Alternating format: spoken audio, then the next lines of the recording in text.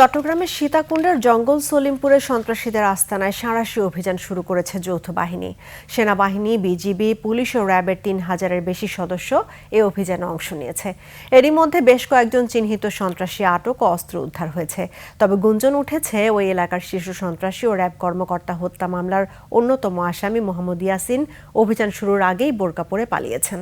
ভোরে জঙ্গল সলিমপুরের একটি গোপন পথ ব্যবহার করে তিনি নারীর বেশে সরে পড়েন। প্রতিনিধিদের সহায়তায় বিস্তারিত ডেস্ক রিপোর্টে। শিয়া বাটার ও ভিটামিন সমৃদ্ধ লিলি বিউটি সোপ, তারুণ্যময় উজ্জ্বল ত্বকের জন্য।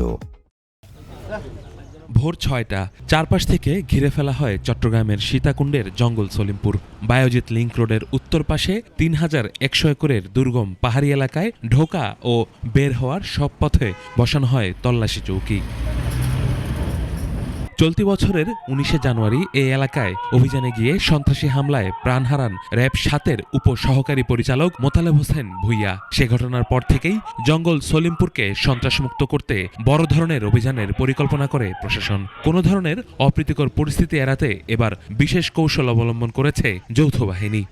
একটি অনেক বড় এরিয়া, এখানে বিভিন্ন সেক্টরে ভাগ করে এই অভিযানটি শুরু হয় এবং অভিযানটি যেহেতু এখনো শেষ হয়নি, অভিযানটি চলমান রয়েছে, কাজে এখনই বলা যাবে না যে আমরা আসলে কতটুক সফল হয়েছি বা কি পরিমাণ অপরাধী গ্রেপ্তার হয়েছে কিংবা কি পরিমাণ আলামত উদ্ধার হয়েছে কিংবা কি পরিমাণ যুদ্ধ করা হয়েছে। সকল বাহিনী মিলে আমরা ৩,০০০-এর অধিক সদস্য, অফিসার এবং ফোর্স এখানে মোতায়েন আছে এবং তারা সকলেই অক্লান্ত পরিশ্রম করছে।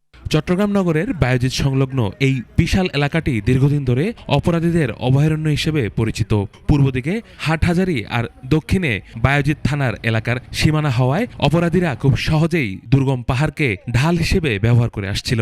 যদি কোনো সন্ত্রাসীদের বিরুদ্ধে হয় তাহলে এটা মঙ্গলজনক, আর যদি সাধারণ জনগণের বিরুদ্ধে হয়, জনগণকে উচ্ছেদ করার জন্য হয়, তাহলে তো এটা তো একটা নেহাত অন্যায়। যারা এখানে এই অনাকাঙ্ক্ষিত ঘটনাটা ঘটিয়েছে তারা কিন্তু কেউ এখানে বসবাস করে না। আমি টিয়া যদি নদী বড় ভাইয়ের কাছে লইয়া যাইব, এই হেডাকে হেরা জানে, আমরা জানি না। এই কদিন পরে পরে আগে তো আওয়ামী লীগ সরকারের আমলে অনেক সুদ টাকা ছিল, এরা গেছে গা, এখন এরা নতুন করে আইছে বড় ভাইয়ের লোক। অভিযান শেষে বিস্তারিত ব্রিফিং করার কথা রয়েছে আইন শৃঙ্খলা রক্ষাকারী বাহিনীর। ইউসুফ হাসান নাইম, ২১শে টেলিভিশন।